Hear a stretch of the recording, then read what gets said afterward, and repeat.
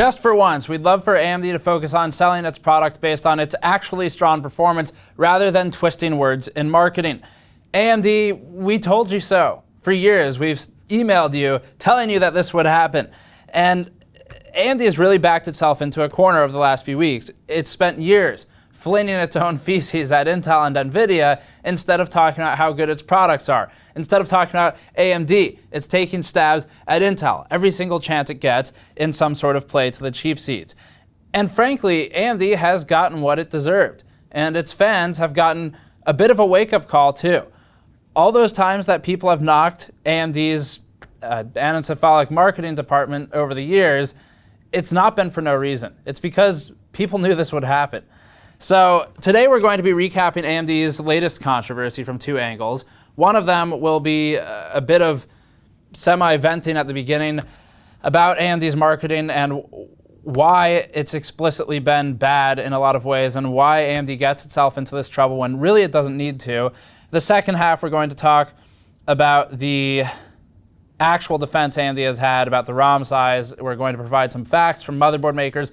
The goal is to try and achieve some balance between AMD really actually did screw up and it needs to learn, and also the fans have gone a little bit overboard because people are now treating this issue of B450 motherboard support going forward as a bigger deal than actual world issues. And when that's happening, maybe it's a little bit unhealthy. So we're trying to reach a bit of a balance. In other words, what I'm saying is first I'll attack, then I'll protect, and AMD for its marketing needs a pretty good smack. So let's get started. Before that, this video is brought to you by us and the Gamers Nexus large mod mat. We just received a massive restock, so if you've been waiting for one of our critically acclaimed anti-static PC building surfaces, now is a great time to order. The mod mats protect your table during builds and include pinout diagrams that we use nearly daily for power testing. They also have grids with a silhouette to aid in tracking screws for your own component teardowns, and use an anti-static material made by our factory that makes cleanroom parts to help protect sensitive electronics. Grab your GN mod mat on store.gamersnexus.net today, and it'll ship immediately. If you're out of the loop, here's a quick recap. AMD announced that only the 500 series chipsets would support Zen 3 going forward, which means buyers of B450 are left stranded without an upgrade path. As for why people are angry, it mostly boils down to two things. One, AMD's marketing insinuated that its long-term socket support is equivalent to long-term chipset support, leading buyers of B450 to feel stranded and misled by marketing.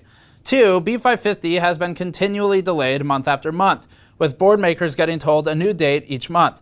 This meant that B550 missed the launch of Zen 2 and the Ryzen 3000 CPUs. And because X570 is so unaffordably priced for so many people, the would-be buyers of B550 ended up reaching the limit of their patience and purchasing B450 instead. No one is going to reasonably buy an expensive X570 board with the lower-end Ryzen 3000 series CPUs. AMD just launched the Ryzen 3 3100 and 3300X. And coupling that with X570 doesn't make sense, but at the same time, these are CPUs that you would probably want to upgrade in socket in the future.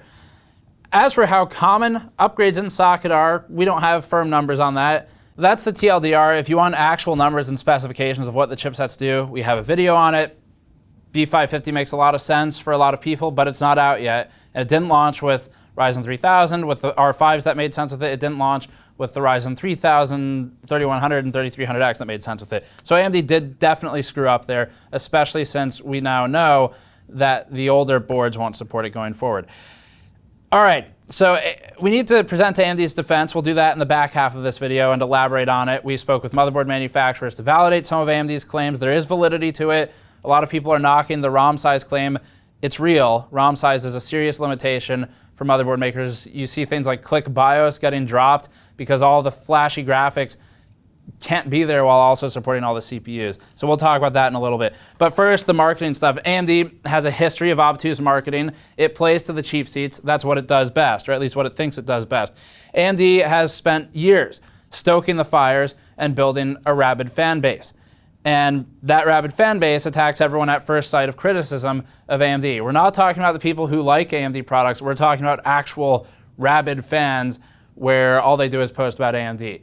And that's a small group, but it's the one that AMD has really latched itself onto. Every company has this group of people. It's not special to AMD. What's important here is that AMD has sort of integrated itself with these people. Look at Red Team Plus, for example, and now you have a situation where AMD's most supportive fans also feel the most burned by AMD when it turns back on its marketing. So it's coming back to bite the company. To give you some behind-the-scenes history, when AMD invites us and all of the other press to its media events, we'll fly maybe across the country, sometimes across the world to go to these, and a lot of the time, rather than just telling us about AMD and all of its advancements, it ends up telling us about Intel and NVIDIA. And it does so through jokes, like recently infantile jokes about DLS being blurry, while simultaneously releasing the worst GPU drivers known to man and a $700 paperweight GPU that was superseded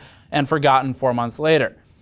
AMD also would prefer to make fun of Intel's migrational motherboard path, saying, quote, "It seems hostile and abusive to arbitrarily prevent users from keeping the same motherboard," while then going on to do the exact same thing. AMD's marketing people spend so much time on Reddit at this point that they've become part of it. They have become Reddit. And although it's not a bad thing to use Reddit if you like it, it is a bad thing for a company to become that deeply integrated into a subset of its community. AMD has a market cap of over $60 billion. It has 12,000 employees. It's not a small company, and the only audience it caters to is certainly not just people who build PCs as enthusiasts. It's got a much wider market than that, and it needs to look past that. So this is something where AMD has built its marketing now around the appeasement of infantile shit-flinging on Reddit, and it's targeting an extremely vocal minority. The marketing has arced like a boomerang, and it's come back to hit AMD in the face. That's the history of what's going on. The truth is, Intel has reasons for doing what it does, beyond just money.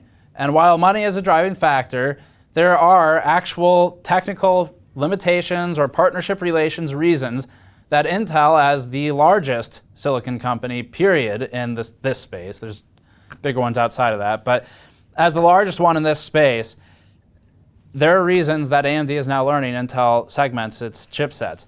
So here's what AMD said that really got it in trouble. In the most technical sense, AMD officially stated the following, quote, "We at AMD made a commitment to maintain and support socket AM4 through 2020. Later, AMD began changing this phrasing, and it ended up saying until 2020. So it became nebulous which one it really meant, but these two have starkly different meanings, especially once you get into the nitty-gritty details of it. Through is different than until." AMD's Robert Halleck then went on to really create the problem that we're running into today by turning this otherwise technically accurate point, that the socket would be supported, like Intel's LGA 1151 has been supported for half a decade, into sanctimonious soapboxing that the AMD subreddit has now resurfaced as a reminder. Quote, "The alternative to this BIOS problem, which we find truly repugnant, is simply breaking socket compatibility with every new generation of CPU. Nobody can keep their old motherboard and upgrade anymore. Nobody would ever have to worry about BIOS again. But they would also never get to keep their investment ever again. To us, that is not the right thing to do. It seems hostile and abusive to arbitrarily prevent users from keeping the same motherboard, which may cost a few $100s, just to make the upgrade process a little neater on paper. So we do what we can to support in-socket upgrades as we have with socket AM4. While technically not a commitment from AMD that it's going to support all future Zen CPUs in the same socket like MSI has made on behalf of AMD, this is still something that obviously roused the community, and it was written in a way that was supposed to be sort of a cue for applause if this were held in front of an audience. AMD should have stopped at "will support socket AM4 through 2020, because technically that's correct. This wouldn't be an issue at all today if AMD didn't knock Intel at the same time for something that they technically also have done. So it starts to make AMD look like a hypocrite, because supporting the same socket for half a decade, it's not impressive to anybody, but the insinuation that you can support all CPUs released for that socket in all the chipsets associated with that socket, that's what got AMD into problem. It was the implication, not the explicit statements by the company. So although everyone sort of assumed B450 would carry on support, it was companies like MSI who really provided the community the ammunition needed to freak out and bury this issue. MSI said, quote, "If any of the following apply to you, we recommend grabbing a B450 Max motherboard. C, you'd prefer having the option of using any AM4 processor that's supported by the B450 chipset without worrying about compatibility. D, you want access to the full-featured MSI UEFI BIOS without compromising support for any AM4 product. Any AM4 product. E, you want a value-oriented motherboard that'll support not only the latest AMD releases, but will also have you covered for all future AM4 product releases. Regarding point C, where they said CPUs that B450 supports, technically Zen 3 will not, at least now, be a CPU that B450 supports. So they're not fully wrong there, except MSI already doesn't support CPUs that B450 does support in those B450 motherboards, like Bristol Ridge, for example.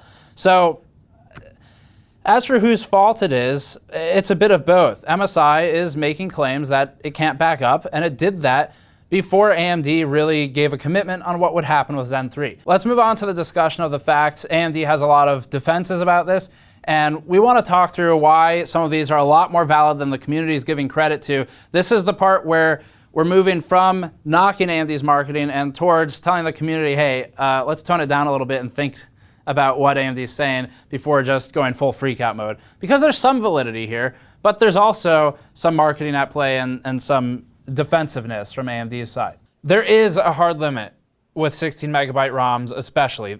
That's just fact. It's the way it is. So no matter how many Reddit sleuths go out there and say that this is not a real limitation, it's not possible, this board BIOS I ripped has more space in it, whatever, it is just fact that it is actually a limit. And if your one board seems like it could fit Zen 3 CPUs, that board doesn't represent all of the boards. So as an example, we don't have to look into the future to know that 16 megabyte limits for ROMs are preventing more CPUs from being stuffed into them. We can look at what's available now and what's supported now, today, on boards that are out today with CPUs that are out today. So as an example, most boards don't support Bristol Ridge. That's part of the AM4 platform and part of the ecosystem, but it's not supported. Several have mixed support of APUs or no support at all. There are also boards, many that we've worked with in the lab when testing AMD's lower end parts, that don't support the Athlon 3000G. But technically, they are capable of it. It's just it's not in the BIOS, it's not written in, so it wouldn't work. Some of the Ryzen 3000 CPUs are already unsupported on X370 and B350 boards. That's because largely of the ROM size. Now, depending on which boards you're talking about, some of them do have 32 megabyte ROMs, and those older boards do have beta BIOSes that are available, which would enable Ryzen 3000. But now you're getting into a completely different headache. It's no longer related to the size of the ROM, but rather supporting potentially multiple branches of a GISA or of the BIOS if you're the motherboard manufacturer. That's a different issue we'll talk about in a moment. So for those asking if the motherboard makers could just make a special BIOS, which is not really it's not that easy, but if you're asking if motherboard makers could reverse engineer a GISA once it comes out for Zen 3 support and add it to older boards like B450 boards, the answer is yes. Technically they could do it. And in some instances like MSI, where they've positioned themselves to potentially be in a false advertising lawsuit with some of the language they've used, wasn't quite as careful as AMD's language, you might see those vendors try and do that because they need to protect themselves. But for the most part, you shouldn't really expect reverse engineering to solve the issues. And there's a few reasons for that. First of all, it has to be shipped out the back door and in an unofficial capacity in most of these companies, which means likely bugs and unlikely long-term support. Most motherboard makers won't officially support Zen 3 on older boards for a number of reasons, one of which might be infuriating AMD, and the other one would be because it's not necessarily easy to reverse engineer a BIOS. People already do this for Coffee Lake boards. It's out there, and those mods were difficult, they were uncommon, and they often have bugs. Further, the motherboard companies can make more money by not doing this, and it's not even their fault. They can just blame AMD. They have a scapegoat here, so it's unlikely to happen in a widespread fashion. Outside of the more sinister implications that everyone has already assumed and spun to, there are also several practical ones, and we should go through those point by point. One, BIOS size will vary manufacturer to manufacturer, and those with flashier or more advanced BIOSes will be more limited in the amount of CPUs they can support. All of those graphics take space, and all of that complexity and extra menu items, it all takes space. Two, 32 megabyte ROMs are uncommon. The MSI Max motherboards have them, and some of the higher end boards and other manufacturer lines do as well, but the vast majority are on 16 megabyte ROMs. 3, Gigabyte, as an example, has lighter weight graphics than MSI. And so Gigabyte would be able to fit more CPUs in its 16 megabyte BIOS than MSI, but it's still just under the limit. This starts to create an imbalance where now you're asking motherboard makers to make a choice between CPU support and flashy graphics. And in an industry where all the board partners are petty and bicker incessantly for special treatment, it may be easier to just cut everyone off.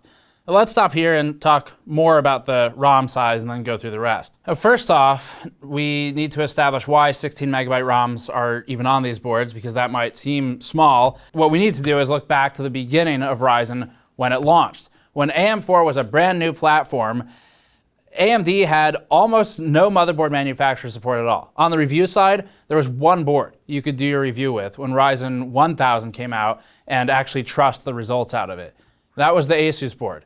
And even that one, we had no fewer than 3 or 4 BIOS updates, including one, if memory serves correctly, about 1 day before launch of the 1800X.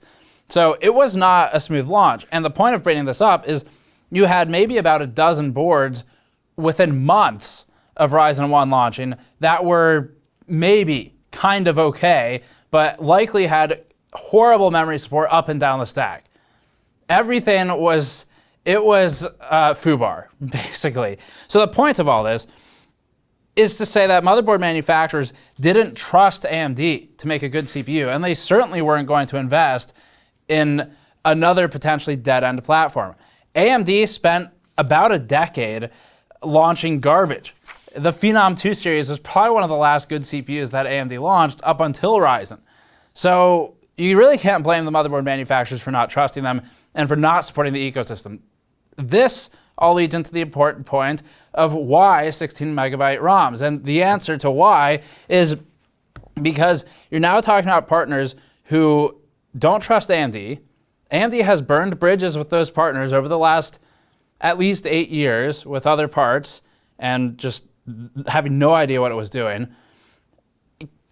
Imagine then asking a company like Asus, which is, I'm trying to think of a clean way to phrase it, but money is coming out of its rear end at high velocity from Intel at the time Ryzen 1000 comes out.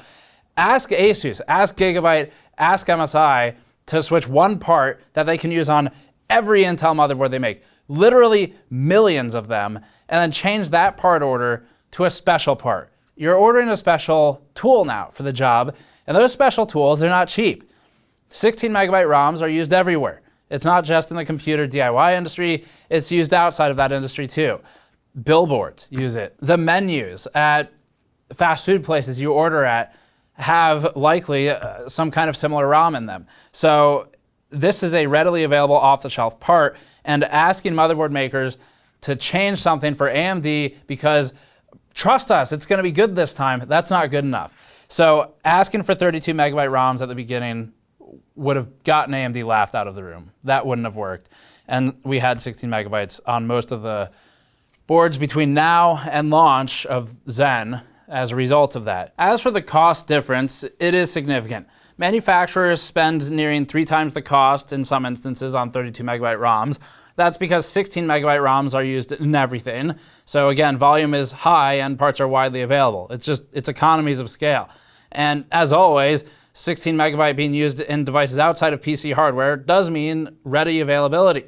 So if you're thinking as a customer, what's another 50 cents? What's another 75 cents? What's another $1? I'm willing to pay that. The answer is that 1, it's not the cost amount to you. They're going to multiply it, and maybe you're not willing to pay that. And 2, this is where the manufacturer's margin comes from. Video cards have 2.8% margin at the low end to 8% margin, sometimes 10. The average is closer to 4 to 5%. Motherboards aren't that different, and every dollar you save is a huge move in the margin when you're talking a scale of millions of units. And you can watch some of our factory tours, like the tour of MSI or of Gigabyte's factory, to learn more about exactly how many units they make to get a sense of scale for how much $1 times that multiplies. So motherboard manufacturers are already removing one-off CPUs in their BIOS from support because they can't fit it. And again, even the amateur sleuths are opening hex editors and saying, look, there's more room for other stuff, or I could optimize the code. Cool. But that's not the situation for literally everything out there. You're not really proving the whole picture. So we come back to the argument of, well, they could just drop support of older products in favor of newer products. And if you do that, you're starting to screw the customers who want the older product support, and you're telling them, hey, that new update that came out, don't download that. Do not download that. It will brick the system until you get a new CPU and flash it, or maybe it has flashback that you can fix it with. But either way, not a good customer experience. You're basically segmenting it. You're telling customers who want the older support but want to continue receiving AGESA updates that they can't update their BIOS. And branching is a different issue we'll talk about in a second. And you're telling the newer people that they should flash forward. So that's not really that simple of a solution either.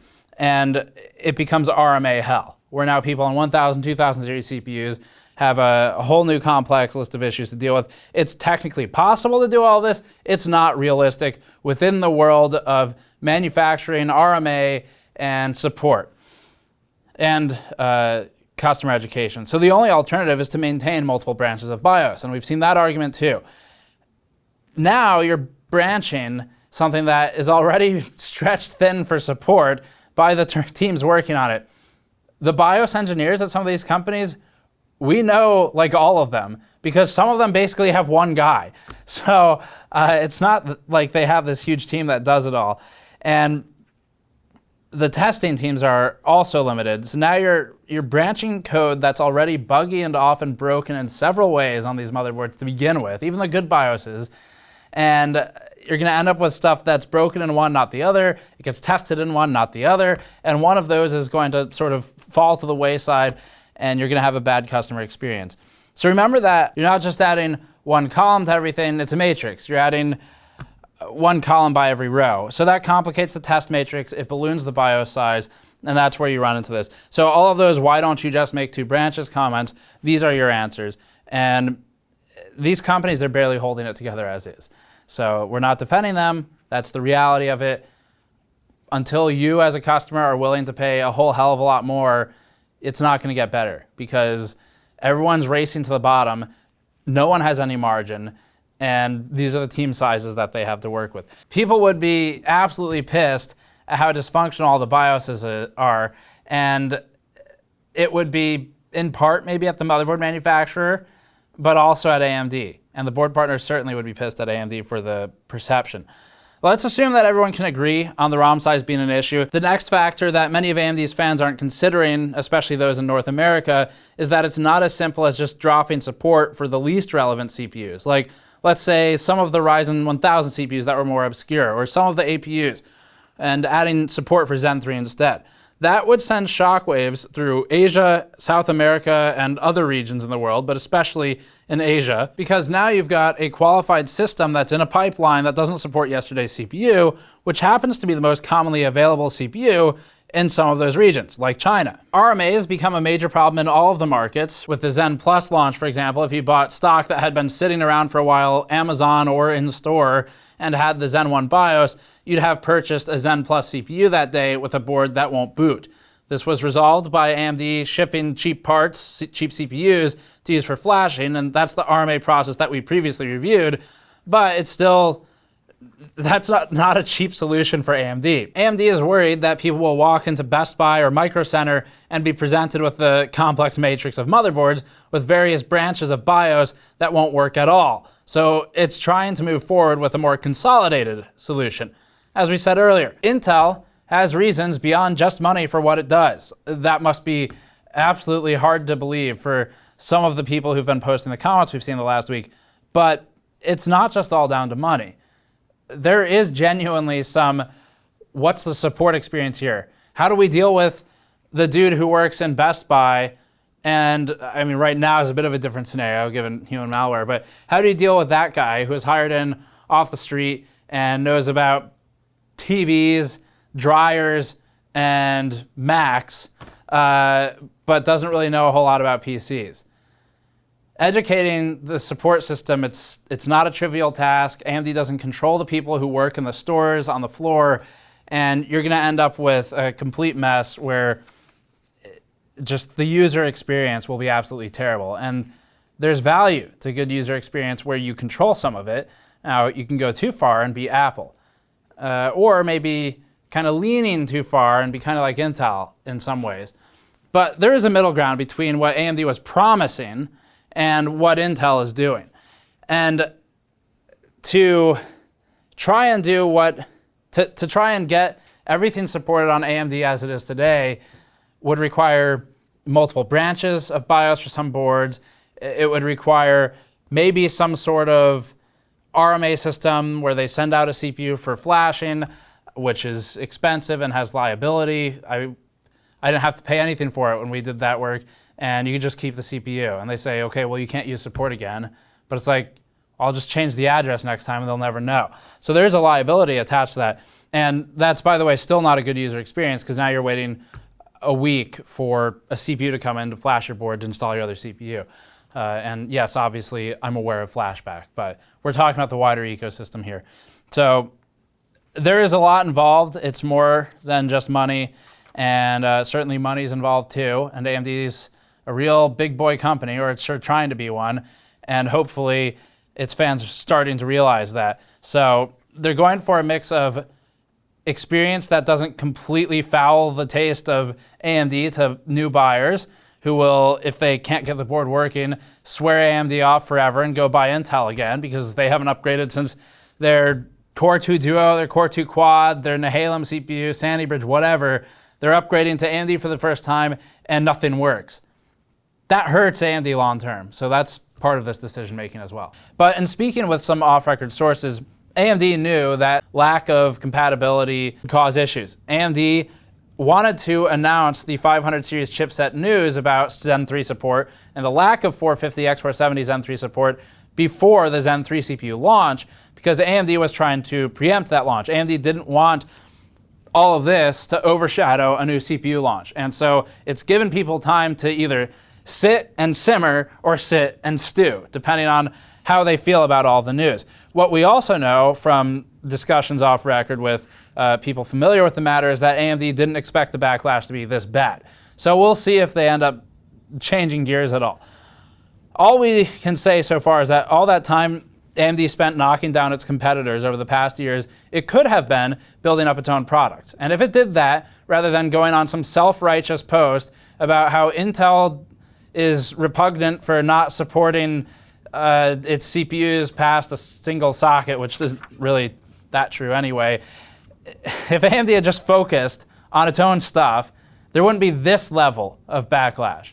If all AMD said was, we'll support socket AM4 through 2020 and it stopped there, there'd be annoyance, but you wouldn't have as much fuel to add to the fire about why AMD deserves the level of absolute seething hatred that it has received from some of its typically biggest supporters. Our thoughts then, it's time for AMD as a company to grow up. It has 12,000 employees, $65 billion market cap.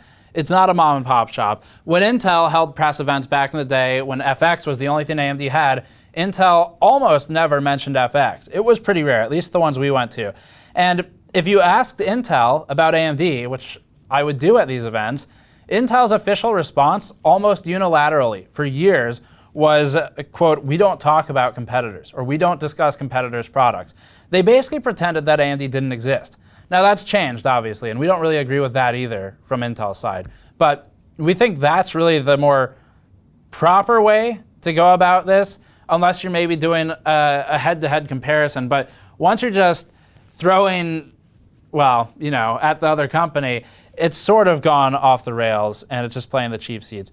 So AMD going forward really needs to just act like Intel doesn't exist, at least with regard to petty fights over things like socket support. And that would resolve a lot of these issues. So again, Intel has reasons for what it does, and AMD is now learning those reasons.